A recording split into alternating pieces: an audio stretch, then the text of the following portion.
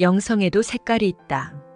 하나님과의 친밀함으로 이끄는 9가지 영적 기질. 서문. 오랜 세월 교회는 교인들에게 기도의 방법도 하나, 예배의 방법도 하나, 성경 공부의 방법도 하나라고 말해왔다. 구원의 길이야 당연히 예수 그리스도지만 우리의 복된 구주를 예배하고 사모하는 방법은 얼마든지 많다.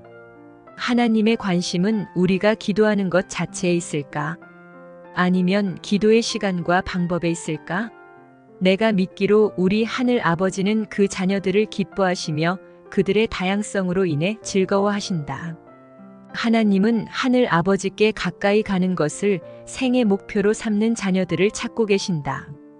당신이 그 방향으로 나가는데 이 책이 도움이 되기를 기도한다. 일부. 영성의 길. 우리는 그리스도인들에게 똑같은 영적 처방을 내릴 때가 많다. 성장하는 그리스도인이 되고 싶습니까? 30분 내지 60분간 큐티 습관만 들이고 주일 아침마다 교회에만 나오면 됩니다. 대개는 표준화된 큐티에 약간의 변화를 가한 것이다. 왜 그럴까? 간단하고 일괄적이며 사람들에게 책임감을 심어주기 쉽기 때문이다. 하지만 많은 그리스도인들의 경우 그것만으로 안 된다.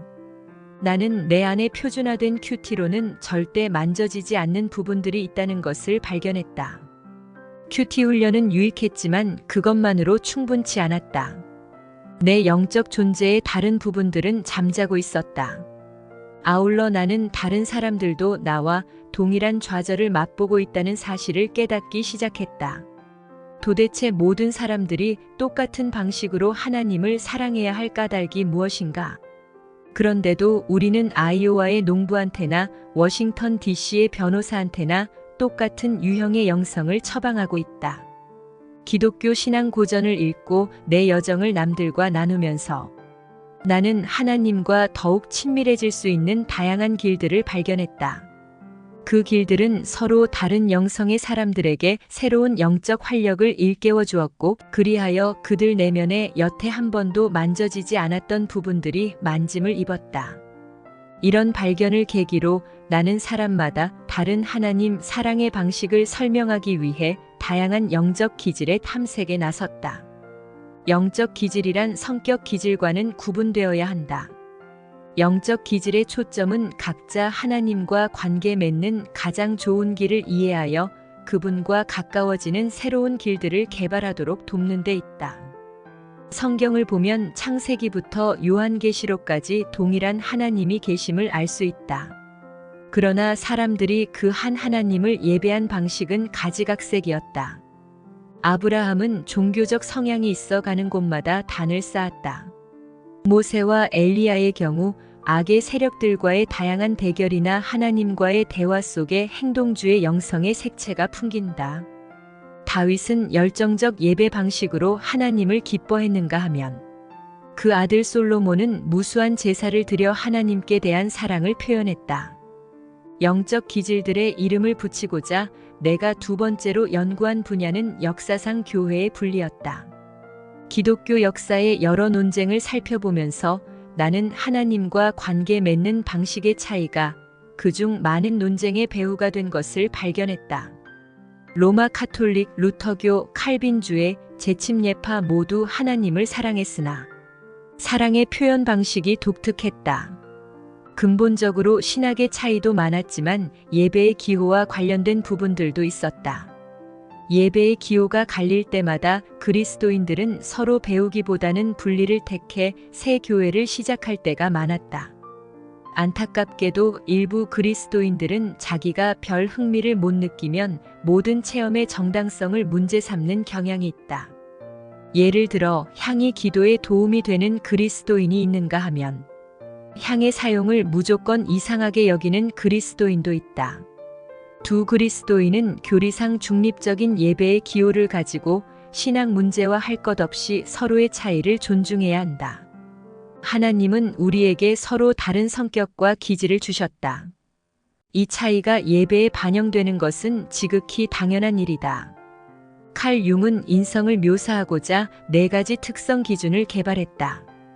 그 기준을 이사벨 브릭스 마이어즈가 체계화한 것이 유명한 마이어즈 브릭스 성격 검사다.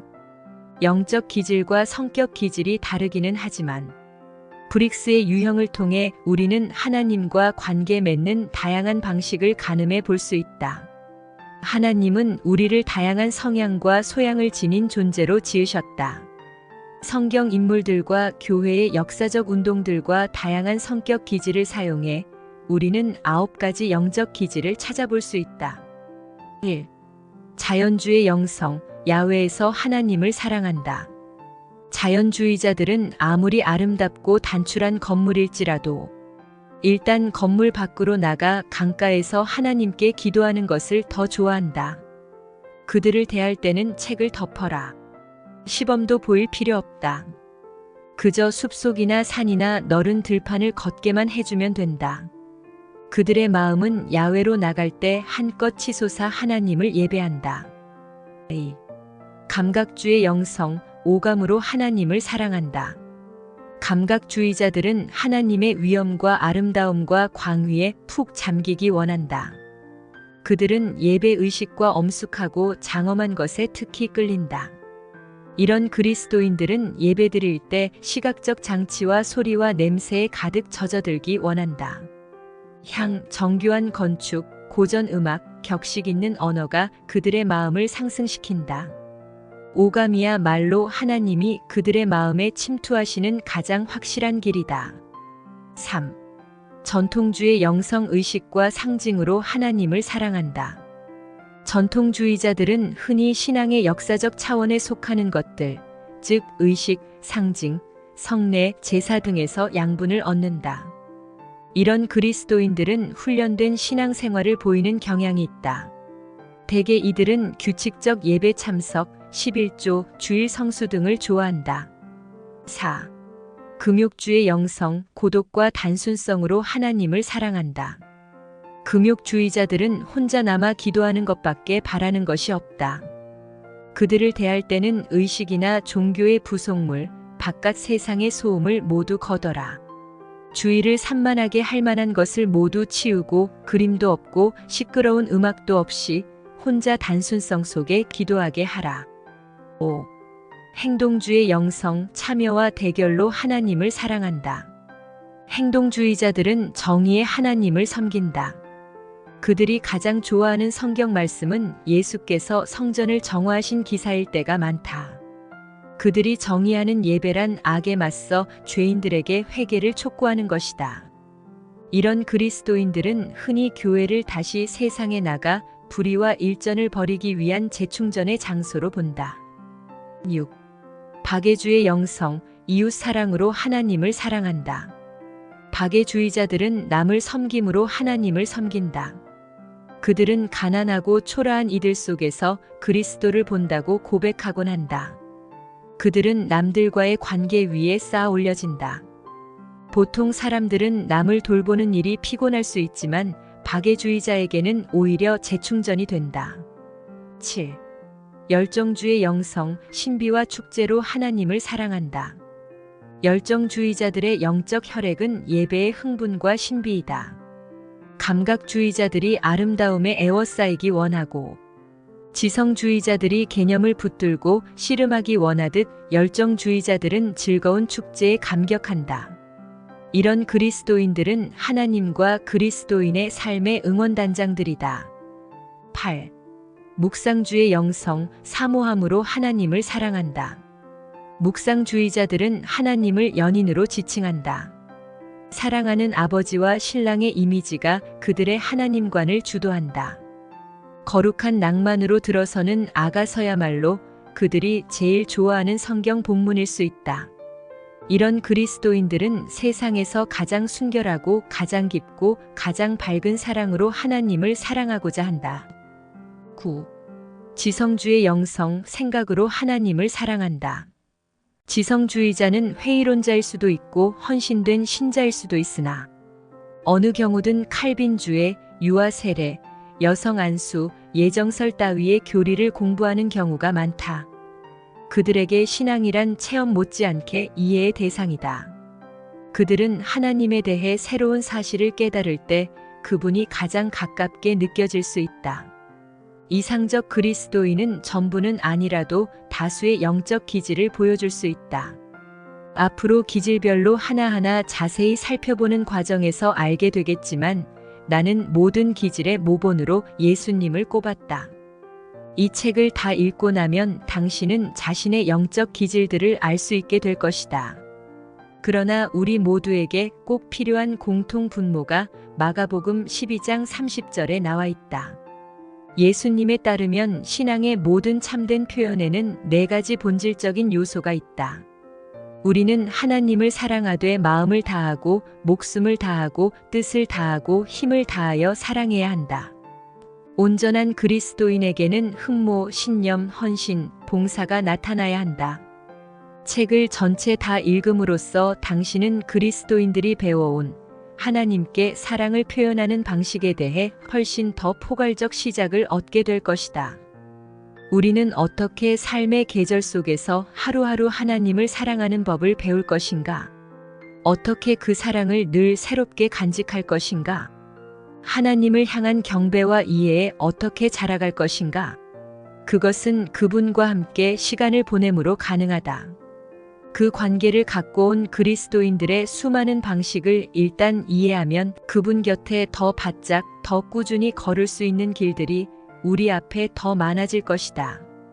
2부 영성의 9가지 색깔 1장 자연주의 영성, 야훼에서 하나님을 사랑한다. 예배드리는 장소가 우리 예배의 질에 지대한 영향을 미칠 수 있다. 자연주의자들은 의례적 건물과 푹신한 회중석을 떠나 하나님이 친히 지으신 전혀 새로운 성전, 즉 야훼로 나가고 싶어 한다. 야훼로 나가면 글자 그대로 메마른 심령에 단비가 내리고 딱딱한 영혼이 녹을 수 있다는 것을 자연주의자들은 보아왔다. 대다수 회중이 꾸준히 야훼에서 모이는 것은 아무래도 현실성이 떨어질 수 있지만 개인이나 소그룹 예배자들은 조용한 곳에 나가 야훼에서 하나님을 만나며 큰 유익을 누릴 수 있다. 현대 문명의 이기 때문에 오랫동안 가려진 진리이긴 했지만 분명 성경은 야훼에서 읽도록 된 책이다. 구약과 복음서의 많은 예화와 비유는 자연의 바탕을 둔 것이며 따라서 자연 속에서 그 의미와 힘이 되살아난다. 구약에 나오는 하나님의 현현, 즉 그분이 임하신 사건은 대부분이 광야에서 일어났다.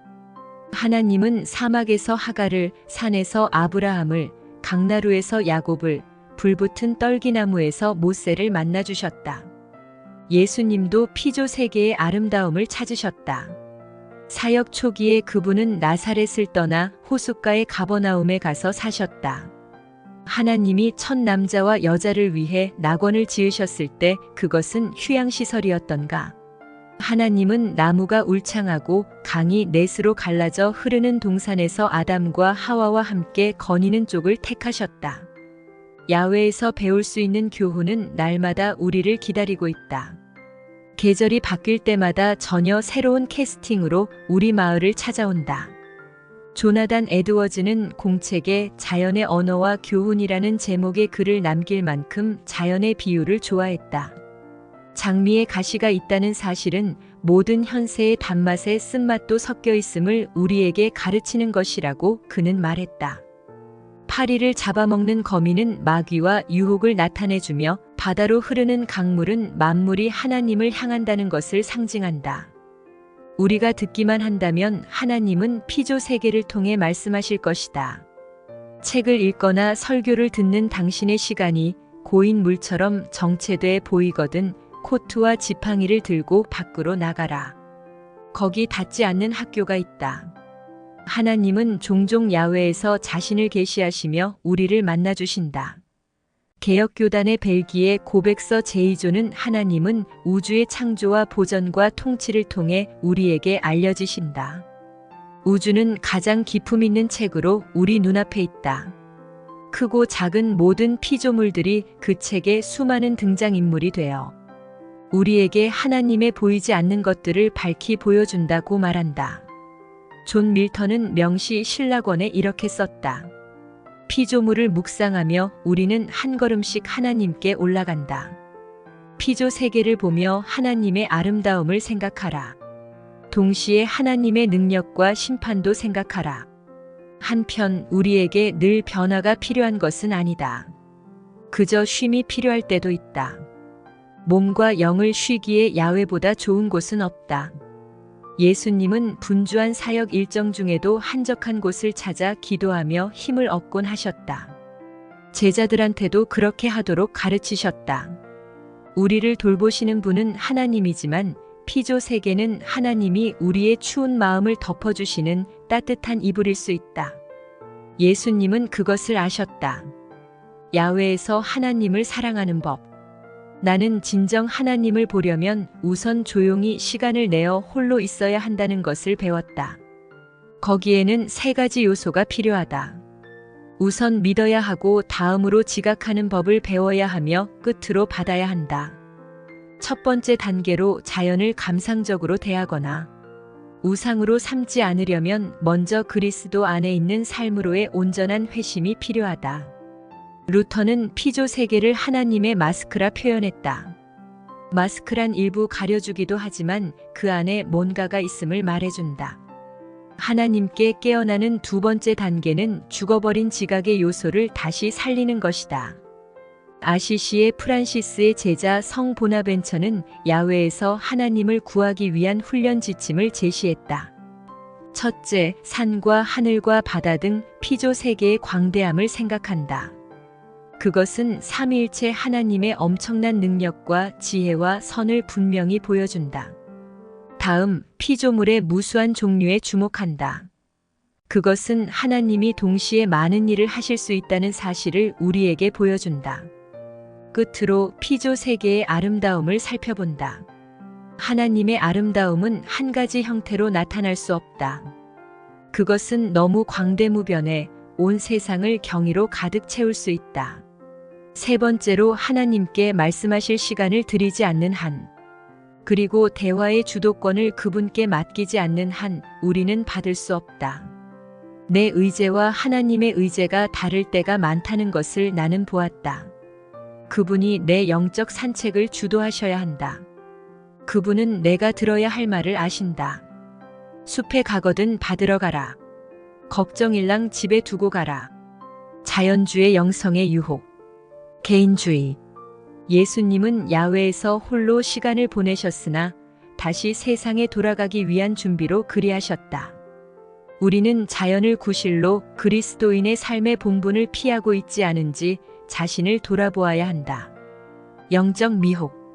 심리학자들은 성지를 여행하는 많은 사람들이 자신을 성경인물이나 심지어 예수님으로 생각할 정도로 감격에 빠진다는 사실을 알아냈다. 그러나 우리는 그런 통찰을 아주 세심히 검증해야 한다는 것을 잊어서는 안 된다. 하나님과의 산책 중에 받았다고 해서 무조건 권위를 둘 것이 아니라 검증 대상의 조언으로만 생각해야 한다. 확실한 기준은 성경뿐이다. 자연의 우상화. 어떤 자연주의자들은 범신론, 즉 자연 숭배의 우상에 쉽게 빠질 수 있다. 모든 자연 속에 하나님이 있다든지 자연이 곧 하나님이라는 것은 사실이 아니다. 단 피조 세계에 둘러싸일 때마다 하나님의 존재를 보는 것은 사실이다. 성령이 없다면 우리도 우상 숭배의 선을 넘어 범신론에 빠질 수 있다. 그러나 우리를 가르치는 건전한 교리와 우리를 지도하시는 성령이 있기에 우리는 범신론의 이단에 빠지지 않고도 하나님이 계신다는 자연의 메시지를 음미할 수 있다. 자연주의 영성의 초청. 이 장을 읽고 짐작했겠지만 나는 신앙이 깊어지면서 자연주의 영성이 되었다. 스케줄 때문에 마음대로 자주 밖에 나갈 수는 없지만 내게 있어 하나님을 간절히 구하기에 자연보다 더 좋은 곳이 없음을 나는 배웠다. 하지만 밖에 나가도 아무 일도 일어나지 않을 때도 있다. 그것을 통해 나는 영적 체험의 욕구도 식욕, 무욕, 성욕처럼 탐욕으로 화할 수 있음을 배웠다. 우리는 영적 절정에 대한 갈망을 절제해야 한다. 그래야 우리 존재의 다른 부분들이 개발될 수 있다. 지금부터 8가지 영적 기질을 더 살펴볼 것이다. 그리스도인의 체험은 너무도 광대하다. 우리는 날로 더 하나님을 사랑하고 경배할 수 있는 새롭고 깊은 길들을 얼마든지 찾을 수 있다. 2장. 감각주의 영성, 오감으로 하나님을 사랑한다. 우리를 하나님의 진리와 성품에 대한 깊은 이해로 끌어들이는 예술의 힘은 일부 기독교 진영에서 다분히 무시되어 왔다. 그리스도인으로서의 삶을 살고 연구하면서 나는 그 무엇보다 감각적 예배 체험에 더 마음이 움직이는 그리스도인이 있다는 것을 발견했다. 내가 말하는 감각이란 시각, 청각, 후각, 촉각, 미각 등 오감을 가리킨다. 감각을 사용할 때 전혀 새로운 예배의 장이 우리 앞에 열린다. 성경을 보면 하나님이 아주 요란하고 화려하게 임하실 때가 많음을 알 수 있다. 하나님의 천국 영광에 대한 성경 기사들은 아주 수려할 뿐 아니라 최소한 조용한 것과는 거리가 멀다. 한 예로 에스겔이 기록한 체험을 생각해보라. 그는 폭풍을 느낀다. 불이 번쩍번쩍하여 빛이 그 사면에 비치는 것이 보인다. 신기한 형상과 웅장하고 휘황한 사파이어 보좌도 보인다.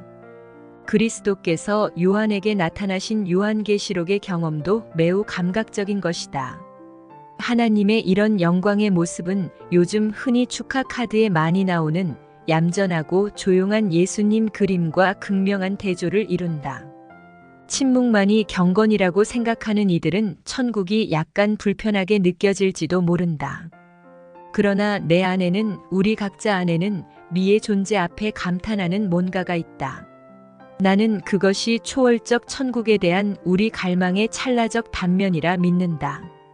금세기 초에 활동한 본 오그던 보그트 목사는 미와의 만남과 하나님과의 만남 사이에 유사성이 있다고 말했다. 첫째, 미는 겸손을 유발한다. 예컨대 오페라를 보러 가면 우리 입에서 나는 1000년을 산다 해도 저런 오페라는 못 쓸 거야 라는 말이 나온다. 보그트에 따르면 둘째 단계는 우리를 굴욕에서 존엄으로 데려간다. 그런 오페라는 쓸 수 없을지 몰라도 내가 할 수 있는 다른 일이 있음을 우리는 깨닫는다. 셋째 단계는 다른 세계관을 낳는다. 가치 없는 것은 사라지고 참되고 선한 것이 나타나 자라난다. 마지막 넷째 단계는 현실 세계로 돌아가야 한다는 인식을 낳는다. 물론 이 비교에는 한계가 있다. 하나님을 만나면 도덕성이 높아지며 적어도 마땅히 그래야 하지만 미에는 그런 결과가 없다. 그러나 미의 4단계에는 회개, 정결케 됨, 깨우침, 헌신으로 이어진 이사야의 소명이 반영되어 있다. 진리 즉 생각은 기독교의 필수 요소다. 그러나 감정도 중요하다. 보그트는 진리 표현의 그릇인 상징, 성례, 의식 없이는 사람들이 진리를 이해할 수 없었다고 주장한다. 거기가 미가 끼어드는 자리다.